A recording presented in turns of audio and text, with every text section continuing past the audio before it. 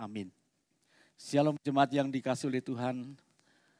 Puji Tuhan kita boleh bersama-sama kembali beribadah kepada Tuhan di bulan yang baru, bulan Agustus. Kita bersyukur di bulan ini juga kita akan merayakan kemerdekaan Republik Indonesia. Pada pagi hari ini kita akan bersama-sama akan belajar firman Tuhan tentang sendiri di dalam kebenaran. Kita membaca di dalam 1 Korintus pasalnya yang pertama, ayatnya yang ke-18 hingga ayat yang ke-24. 1 Korintus pasal 1, ayatnya yang ke-18 sampai ayatnya yang ke-24. Mari Bapak Ibu sekalian siapkan Alkitabnya melalui HP atau melalui yang lain, kita akan baca bersama-sama 1 Korintus pasal 1 ayat 18 hingga ayatnya yang ke-24. Mari kita bersama-sama membacanya. Sebab pemberitaan tentang salib memang adalah kebodohan bagi mereka yang akan binasa. Tetapi bagi kita yang diselamatkan, pemberitaan itu adalah kekuatan Allah. Karena ada tertulis, aku membinasakan hikmat orang-orang berhikmat, dan kearifan orang-orang yang bijaksana akan kulenyapkan. Di manakah orang-orang berhikmat? Di manakah ahli Taurat? Di manakah pembantah dari dunia ini? Bukankah Allah telah membuat hikmat dunia itu menjadi kebodohan? Oleh karena dunia dalam hikmat Allah tidak mengenal Allah oleh hikmatnya, maka Allah berkenan menyelamatkan mereka yang percaya oleh kebodohan pemberitaan Injil. Orang-orang Yahudi menghendaki tanda dan orang-orang Yunani mencari hikmat. Tetapi kami memberitakan Kristus yang disalibkan. Untuk orang-orang Yahudi suatu batu sandungan, dan untuk orang-orang Yunani suatu kebodohan. Tetapi untuk mereka yang dipanggil, baik orang Yahudi maupun orang bukan Yahudi, Kristus adalah kekuatan Allah dan hikmat Allah. Amin. Berbahagialah kita yang boleh mendengar dan menerima firman Tuhan, dan berbahagialah kita yang melakukan di dalam kehidupan kita sehari-hari. Bapak Ibu yang dikasihi oleh Tuhan, sejak masa lampau sampai masa kini, Allah bekerja di tengah-tengah dunia itu. Di tengah-tengah dunia ini bukan melalui kelompok mayoritas yang besar, tetapi justru melalui kelompok minoritas, di mana Allah menyatakan kebenaran dan keselamatannya di tengah-tengah dunia ini. Kita melihat di tengah-tengah kehidupan bangsa Israel, dalam jumlah yang besar mereka keluar dari penjajahan Mesir, dan mereka berjalan di dalam pimpinan Tuhan di padang gurun selama 40 tahun. Tetapi sebagian besar dari mereka binasa di padang gurun. Hanya generasi daripada Kaleb bin Yefune dan Yosua yang boleh masuk ke tanah Kanaan. Sebagian besar mereka oleh karena kedegilan hatinya dan kekerasan hatinya, di mana Allah sudah memelihara mereka, menyatakan mujizat-mujizat pemeliharaannya yang luar biasa. Pakaian mereka tidak menjadi usang selama 40 tahun. Sepatu mereka pun tidak pernah rusak. Inilah pemeliharaan yang luar biasa. Tidak ada kain yang tidak bisa luntur atau tidak bisa usang. Atau sepatu merek apa yang bisa bertahan 40 tahun. Tetapi semuanya ini telah menyatakan kuasa dan pemeliharaan Allah yang ajaib di padang gurun yang tidak ada apa-apanya. Walaupun demikian, sebagian besar mereka tidak masuk tanah Kanaan karena mereka terus-menerus tidak puas ya, sering ngomel-ngomel terus ya. Maka dalam 1 Korintus 13 di sana diingatkan bahwa mereka mayatnya bergelimpangan di padang gurun, supaya menjadi peringatan bagi mereka, bagi kita yang hidup saat ini, supaya kita jangan bersugut-sugut ya, suka ngomelan ya. Nah Bapak Ibu sekalian, mungkin di GKT Kanan Kediri tidak ada yang suka ngomelan ya. Terasa tidak ada ya, mungkin tapi di mana-mana ada Bapak Ibu sekalian ya. Jadi ketika mereka masuk tanah Kanaan, mereka pun jatuh bangun di dalam dosa. Pada saat Raja Salomo, maka kerajaan Israel terpecah menjadi dua, 10 suku menjadi Israel dan 2 suku termasuk kerajaan Yehuda. Mereka terus menerus memberontak kepada Allah. Mereka terus menerus menyembah kepada dewa-dewi di sekitarnya dan akhirnya mereka dibuang ke Babel. Akhirnya yang tersisa, yang bisa kembali ke tanah Kanaan dan membangun bait Allah itu adalah suku Yehuda atau bangsa Yehuda yang kita sebut sebagai bangsa Yahudi. Sangat minoritas sekali, tetapi disinilah Allah menyatakan kuasa dan keselamatannya. Menghadapi janji Allah melalui Kejadian 3 ayat yang ke-15 bahwa dari keturunan perempuan akan datang seorang yang menghancurkan kepala ular, yaitu kedatangan Tuhan Yesus Kristus yang untuk menghancurkan, yaitu kuasa dosa dan maut yang menguasai manusia. Dan siapakah keturunan perempuan itu tidak lain adalah Tuhan Yesus yang datang ke dalam dunia untuk mati di atas kayu salib untuk menyelamatkan kita. Nah, Bapak Ibu yang dikasihi oleh Tuhan, salib ini mulai zaman Rasul Paulus sampai zaman kita saat ini. Maka kita tahu kebenaran tentang salib ini menjadi kebodohan bagi orang-orang dunia. Mereka tidak bisa mengerti bagaimana dalamnya kasih Allah kepada manusia. Dan mereka tidak bisa mengerti bagaimana Allah itu bisa menyelamatkan manusia melalui kematian Tuhan Yesus di atas kayu salib. Orang-orang Yahudi hanya menuntut akan tanda-tanda dan mujizat. Orang-orang Yunani mengejar hikmat. Tetapi kebenaran Allah melalui hikmat daripada salib diterima oleh sebagian kecil orang, yaitu yang dikatakan kaum minoritas yang dipilih oleh Allah untuk diselamatkan. Orang-orang yang tidak percaya kepada Tuhan, mereka sering mengkritik akan kehidupan kita sebagai orang-orang Kristen ya. Mereka juga mengkritisi melalui Alkitab, misalnya Ulangan pasal 21 ayat 23. Dan mereka akan berkata bahwa tidak mungkin Isa Al-Masih itu mati di tiang salib oleh karena dia adalah seorang yang baik, yang selalu berbuat baik sepanjang hidupnya. Dan mereka begitu mengagumi dan tidak percaya kalau si Isa Al-Masih itu mati di atas salib yang terkutuk. Karena di dalam Ulangan itu salib itu merupakan hukuman yang terkutuk. Mereka hanya membatasi pikiran mereka dengan cara kerja mereka sendiri dan sebatas pemikiran manusia. Mereka tidak sadar kalau Allah memakai cara itu kenapa. Oleh karena kita tahu Bapak Ibu sekalian, Allah itu maha kuasa. Segala sesuatu bisa dikuasai oleh Allah untuk melaksanakan karya keselamatan dan kehendaknya kepada manusia. Sekalipun itu tanda petik melalui kejahatan manusia. Melalui kejahatan daripada para pemimpin-pemimpin agama ulama daripada bangsa Yahudi dan juga pemerintah Romawi dipergunakan dan dikuasai oleh Tuhan Yesus untuk membawa Tuhan Yesus itu mati di atas kayu salib. Inilah yang merupakan kuasa Allah yang bisa melakukan sesuatu dan bisa menguasai segala sesuatu. Dia tidak terbatas oleh pemikiran manusia. Ada yang lebih ekstrim, ya Bapak Ibu sekalian. Kadrun itu berkata, awas, hati-hati.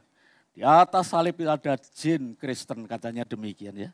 Namun Bapak Ibu sekalian, orang namanya Kadrun ya, pikirannya sempit.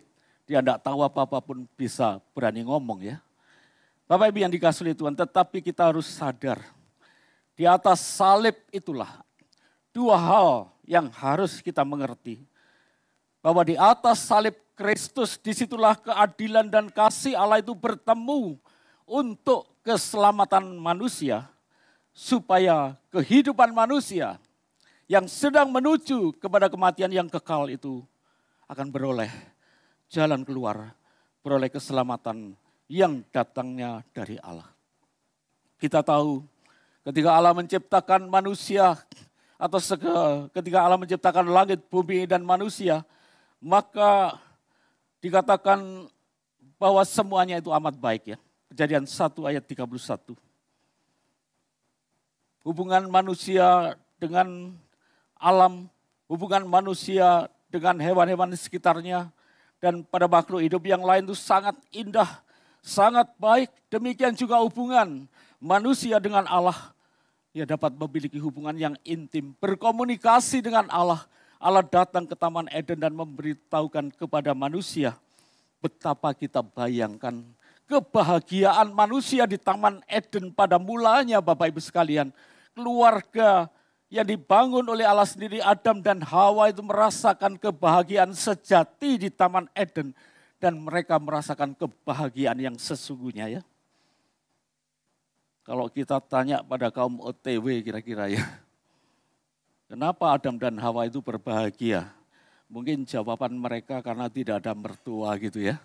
Nah enggak semua mertua enggak baik ya Bapak Ibu sekalian ya. Karena saya lihat ada mertua-mertua yang kalau pagi naik becak ngirimi makanan untuk menantu dan cucu-cucunya ya. Nah Bapak Ibu yang dikasih oleh Tuhan, namun sayangnya kebahagiaan yang indah tersebut berlangsung hanya dalam waktu yang singkat. Karena manusia tidak mentaati Allah, manusia melanggar akan perintah Allah dengan kehendak bebas yang diberikan, dengan sengaja mereka melanggar perintah Allah dan makan buah pengetahuan baik dan jahat. Maka saat itulah Bapak Ibu sekalian, sesuai dengan firman Allah, hukuman Allah itu terjadi pada manusia. Baik itu penderitaan, susah payah, dan akhirnya kematian menjadi harga mati yang harus dibayar dan ditanggung oleh manusia dan keturunannya. Kejadian 3 ayat 16-19. Maka Bapak Ibu yang dikasihi oleh Tuhan, akibat daripada dosa manusia, maka segala penderitaan, kematian harus dibayar oleh manusia itu sendiri. Dalam poin yang pertama, saya ingin menjelaskan ada 3 kematian akibat dosa daripada manusia. Ketika manusia memberontak kepada Allah melalui Adam dan Hawa, maka seluruh keturunannya ini akan mendapatkan hukuman daripada Allah. Dan hukuman itu adalah hukuman mati. Seperti yang dikatakan oleh Tuhan Yesus, oleh firman Tuhan Kejadian 3 ayat 17. Jikalau kamu memakannya, pastilah engkau mati. Maka kematian yang dialami oleh manusia pertama adalah kematian secara rohani. Hubungan yang baik dengan Allah terputus. Hubungan yang intim menjadi rusak. Yang ada hanyalah ketakutan dan rasa malu di hadapan Allah. Bahkan sebagai konsekuensinya Adam dan Hawa harus diusir dari Taman Eden. Bapak Ibu sekalian, inilah kematian rohani.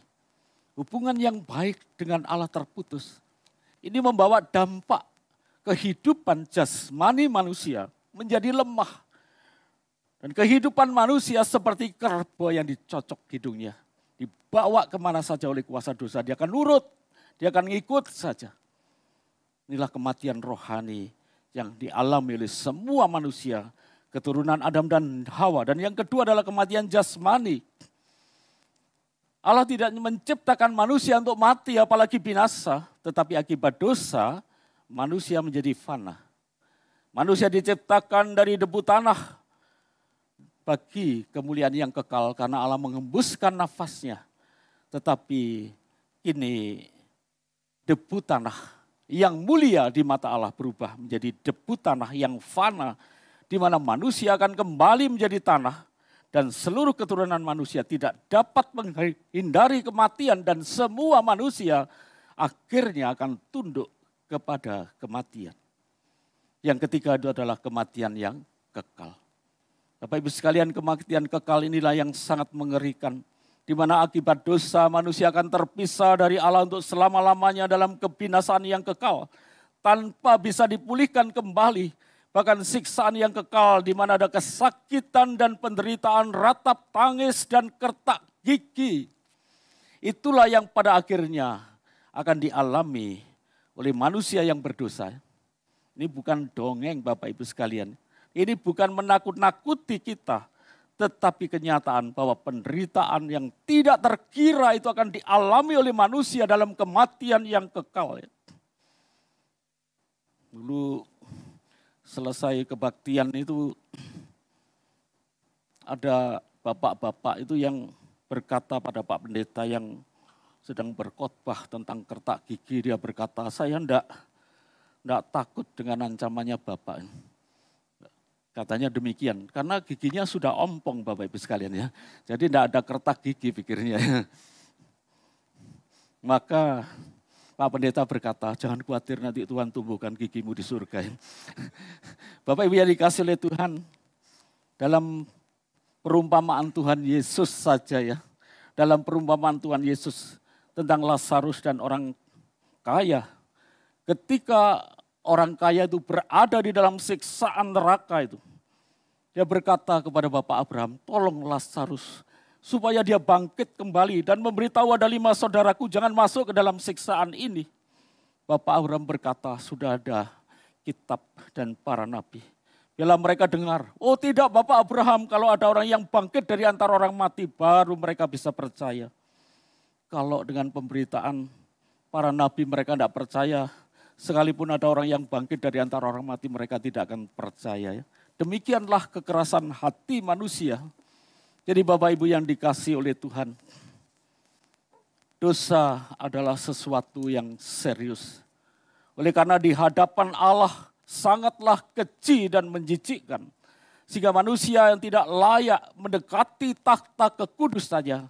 Dan akibat daripada dosa, manusia harus disingkirkan dari hadirat Allah yang kudus.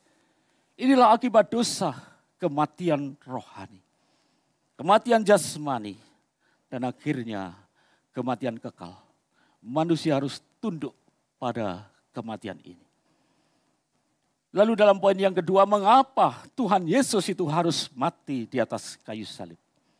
Bapak Ibu dikasih oleh Tuhan, fakta bahwa dosa ini adalah sesuatu yang serius. Maka Tuhan memilih jalan kematian untuk menyelamatkan manusia dari dosa. Dosa adalah serius. Maka jalan keluar yang dilakukan Allah adalah serius. Yaitu melalui kematian. Kematiannya di atas kayu salib. Tuhan Yesus bisa menyelamatkan kita. Yang pertama Bapak Ibu sekalian, mengapa harus kayu salib? Mengapa Tuhan Yesus harus mati di atas kayu salib? Yang pertama-tama karena manusia tidak dapat menyelamatkan dirinya sendiri. Pada waktu manusia jatuh ke dalam dosa, kemuliaan Allah lenyap. Dan kemudian Bapak Ibu sekalian, mereka melihat dirinya telanjang. Lalu mencari menyemat daun-daun ara untuk menutupi ketelanjangannya. Tetapi Allah kemudian membuatkan pakaian untuk manusia, Adam dan Hawa itu dari kulit binatang dan mengenakan kepada mereka. Artinya apa Bapak Ibu sekalian? Hanya Allah yang bisa memberikan jalan keluar untuk mengatasi dosa manusia dan mengatasi kematian yang akan diterima oleh manusia. Maka hanya Allah yang menyediakan jalan keluar agar manusia terlepas dari maut melalui pengorbanan. Maka harus ada yang dikorbankan untuk menutup dosa manusia. Agar manusia tetap bisa berhubungan dengan Allah walaupun tidak sedekat masa-masa di Taman Eden. Semua ini merupakan tipologi atau gambaran daripada Tuhan Yesus Kristus yang dikorbankan untuk menyelamatkan manusia, yaitu dari dosa dan maut. Roma 6 ayat 23, sebab upah dosa ialah maut ya, tetapi karunia Allah itulah hidup yang kekal di dalam Yesus Kristus Tuhan kita. Kita bersyukur bahwa manusia tidak bisa menyelamatkan dirinya sendiri. Tetapi Allah lah yang bertindak menyediakan kasih karunia. Pengorbanan yang dilakukan oleh Tuhan Yesus di atas kayu salib. Itulah tanda daripada kasih karunia Allah. Korban penumpahan darah yang kemudian dilakukan oleh Musa melalui hukum Taurat dan juga ibadah perjanjian lama pada waktu itu. Supaya manusia bisa mendapatkan penghapusan dosa, menebus kesalahan, menebus pelanggaran. Imamat pasal 1, pasal 3, dan pasal 4 dan selanjutnya di sana penuh dengan korban-korban. Sekali lagi korban-korban ini adalah melambangkan korban Tuhan Yesus di atas kayu salib. Jadi hanya Allah saja yang hidup, yang kudus, yang tidak bercela. Yang berinkarnasi menjadi manusia dan pribadi Yesus Kristus yang menjadi korban karena dosa-dosa kita untuk menutupi dosa manusia dan memberikan kepada manusia keselamatan yang kekal. Manusia tidak bisa berusaha sendiri untuk menyelamatkan dirinya karena manusia memang tidak bisa datang kepada Allah dengan dosa-dosanya. Hanya Allah yang menyediakan keselamatan. Yang kedua, Bapak Ibu sekalian, mengapa Tuhan Yesus harus mati di atas kayu salib? Karena Allah itu mengasihi manusia. Itulah hal yang selalu kita mendengar dan kita sering gaungkan bahwa Allah itu adalah Allah yang kasih. 1 Yohanes 4 ayat 10 dikatakan, bukan kita yang mengasihi Allah, tetapi Allah yang mengasihi kita dan telah mengutus anaknya sebagai pendamaian bagi dosa-dosa kita. Bukan kita yang mengasihi Allah, tetapi Allah yang mengasihi kita. Dia yang menyediakan jalan pendamaian bagi kita. Karena kasihnya kepada manusia durhaka, Ia telah menyerahkan nyawanya mati di atas kayu salibnya. Waktu kita masih berdosa, Dia sudah datang menyelamatkan kita, menyerahkan dirinya mati di atas kayu salib. Roma pasal 5 ayat 6. 5 dan 6. Agar manusia diselamatkan dan akhirnya manusia beroleh hidup yang kekal. Yohanes 3 ayat 16 itu semua karena kasih Allah. Kasih Allah kepada manusia itu sangat besar. Tidak terkatakan, tidak terukur. Sehingga di dalam kasihnya itu Allah tidak sanggup melihat diri kita manusia itu sedang berjalan menuju kebinasaan yang kekal yang sangat mengerikan. Oleh karena itu Bapak Ibu sekalian, Allah harus bertindak dan Allah harus menyelamatkan manusia. Oh, kasih Allah yang luar biasa, malaikat saja jatuh di dalam dosa, tidak ada penawarnya. Tetapi kita manusia yang jatuh dalam dosa, justru kita disediakan jalan keselamatan. Disediakan solusi, yaitu pengorbanan Tuhan Yesus di atas kayu salib. Inilah Bapak Ibu yang dikasih oleh Tuhan, yang melakukan itu semuanya oleh karena kasih-Nya dan dengan sukarela. Sehingga Yesaya pasal 53 ayat 7 itu dia katakan, ia dianiaya tetapi ia membiarkan dirinya ditindas. Ia tidak membuka mulutnya. Seperti anak domba dibawa ke pembantaian. Seperti induk domba yang keluh di depan orang yang menggunting bulunya. Jadi Bapak Ibu sekalian, Tuhan Yesus dengan rela menyerahkan dirinya menjadi korban. Oleh karena Dia sangat mengasihi kita. Dia tidak mau kita binasa. Hidup manusia sedang menuju kebinasaan. Dan manusia tidak berdaya untuk menyelamatkan dirinya sendiri. Allah dalam kasih-Nya menyediakan jalan keluar. Menyediakan solusi. Supaya manusia terlepas dari hukuman maut. Kenapa Tuhan Yesus harus mati di atas kayu salib? Allah tidak hanya kasih Bapak Ibu sekalian. Yang ketiga, karena Allah itu adalah maha adil. Meskipun Allah bisa saja melakukan apa saja. Bukan berarti membuatnya Allah bisa menempuh jalan yang mudah untuk penghapusan dosa manusia. Dengan meniadakan sifat adilnya ini. Tidak bisa Bapak Ibu sekalian. Roma 3 ayat 25 sampai 26. Tuhan Yesus yang mati di atas kayu salib itu adalah sebagai bukti keadilan Allah. Untuk menjatuhkan atau menjatuhkan hukuman dosa di dalam pribadi Tuhan Yesus. untuk mewakili kita yang berdosa itu dilakukan karena keadilannya. Hukuman atas dosa manusia ialah maut ya. Kejadian 2 ayat 7, kalau engkau makan pastilah engkau mati. Ditegaskan Roma 6:23, upah dosa ialah maut. Sebagai hakim yang adil di hadapannya, hukuman akibat dosa tidak bisa dilonggarkan oleh karena kasihnya kepada manusia. Menurut hukum Taurat saja, Ulangan 19 ayat 21, mata ganti mata, gigi ganti gigi, maut ganti apa? Harus digantikan dengan maut. Itulah yang dilakukan oleh Tuhan Yesus. Karena Allah itu maha adil, maka hukuman atas dosa manusia harus dijatuhkan terhadap dirinya sendiri. Karena itulah satu-satunya keadilan yang dinyatakan oleh Allah. Maka melalui kematian Tuhan Yesus di atas kayu salib, Allah tidak hanya memperlihatkan kasih-Nya yang tidak terbatas, tetapi keadilannya yang luar biasa. Di atas kayu salib, kasih dan keadilan Allah itu bertemu. Itulah berita salib yang menjadi kebodohan bagi banyak orang. Mungkin kita hanya minoritas kecil yang percaya, tidak usah kecil hati. Karena itu jalan yang ditentukan oleh Allah. Dan yang terakhir, yang ketiga, mengapa harus kayu salib yang dipakai? Kok enggak yang lain? Bapak Ibu sekalian, walaupun hingga saat ini banyak skeptik yang mereka banyak yang meragukan atau menolak kematian Tuhan Yesus di atas kayu salib. Ya, mereka banyak yang berkata tidak mungkin. Yang disalibkan diganti oleh Yudas Iskariot dan sebagainya. Tetapi fakta daripada salib itu adalah merupakan fakta sejarah.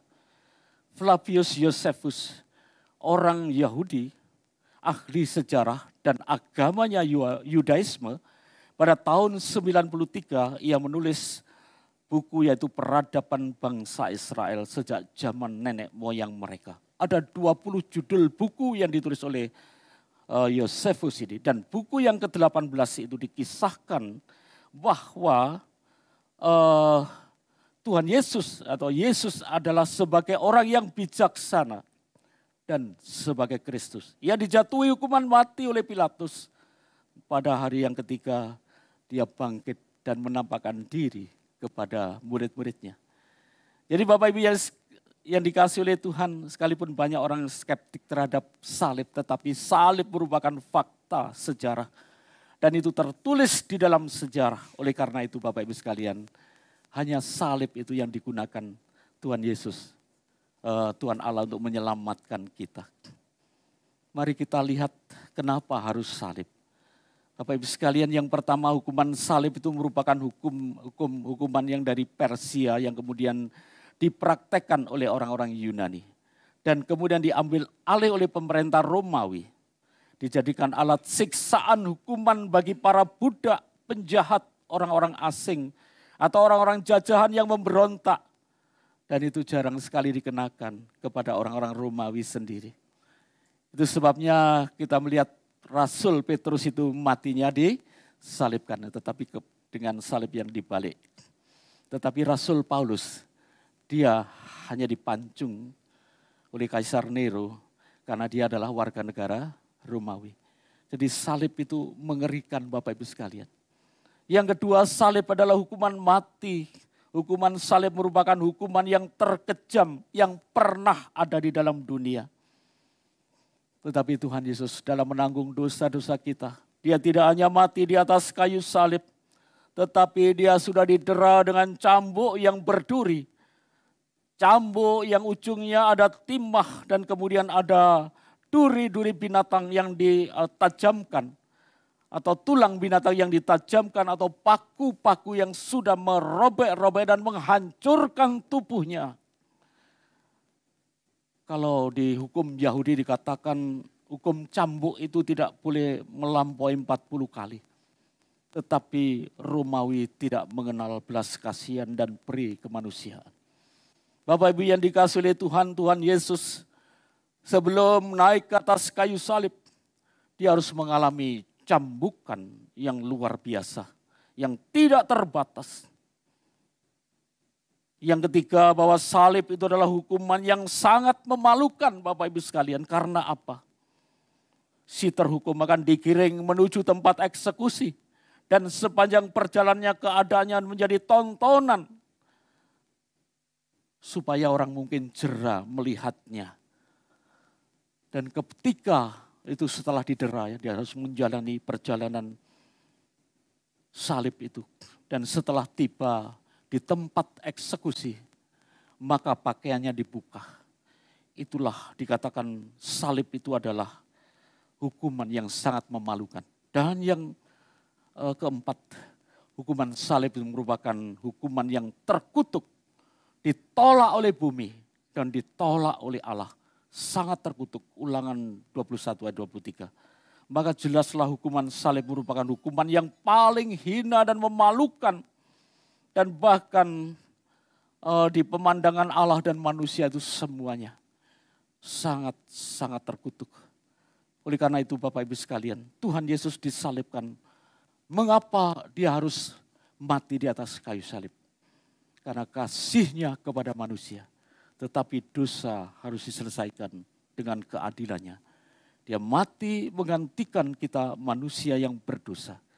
Oleh sebab orang berdosa itu tidak hanya mengalami kebinasaan kekal, tetapi keadaannya di hadapan Allah itu sangat memalukan. Itulah sebabnya Tuhan Yesus menanggung semuanya di atas kayu salib.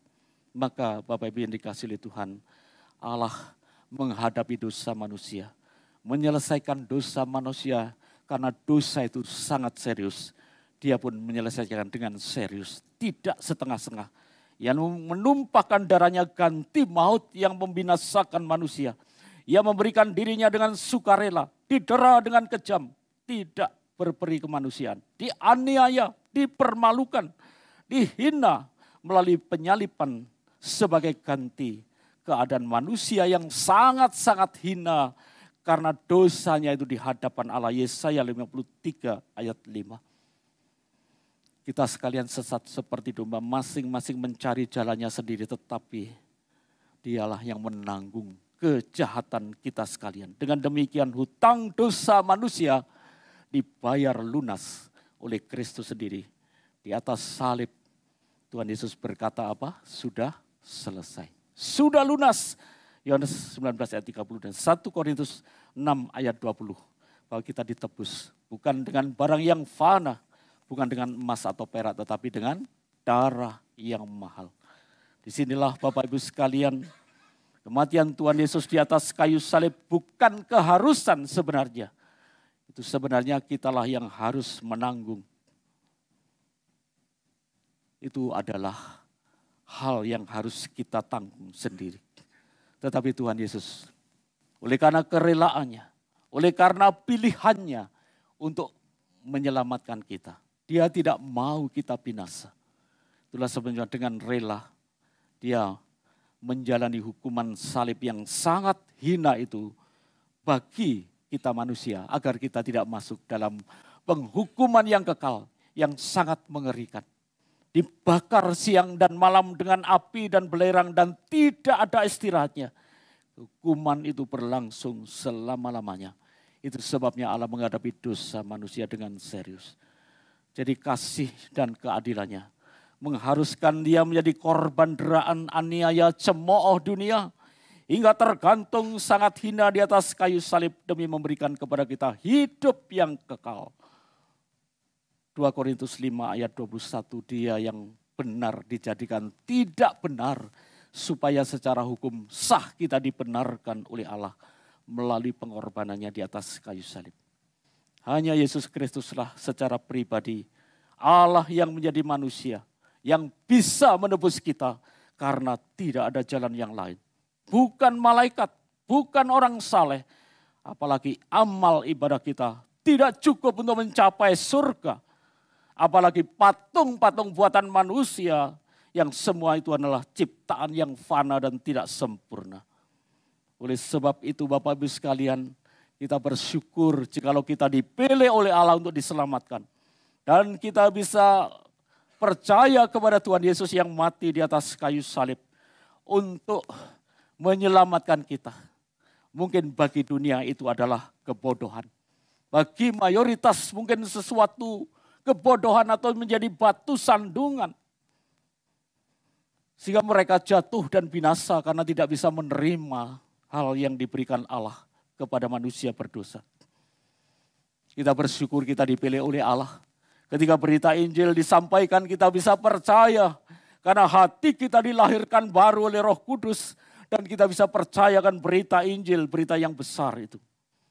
Pengorbanan yang besar yang dilakukan Allah di dalam pribadi Tuhan Yesus yang adalah Allah 100% dan manusia 100%. Untuk itu Bapak Ibu sekalian, jangan sampai kekristenan ini dimanfaatkan sebagai sumber berkat. Janji-janji yang palsu, kalau menjadi orang Kristen kamu akan menjadi diberkati. Sepeda pancal bisa menjadi sepeda motor.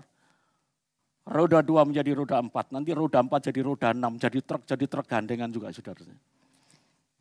Kekristenan bukan hal yang demikian. Tetapi hal yang luar biasa. Bahwa dia menebus kita dari maut. Untuk itu kekristenan jangan dimanfaatkan untuk hal-hal yang lain. Kita sungguh membutuhkan anugerah yang terbesar. Yang disediakan bagi kita. Untuk memindahkan kita dari maut ke dalam hidup ya. Efesus 4 ayat 21 sampai 23. Ingatlah Bapak Ibu sekalian.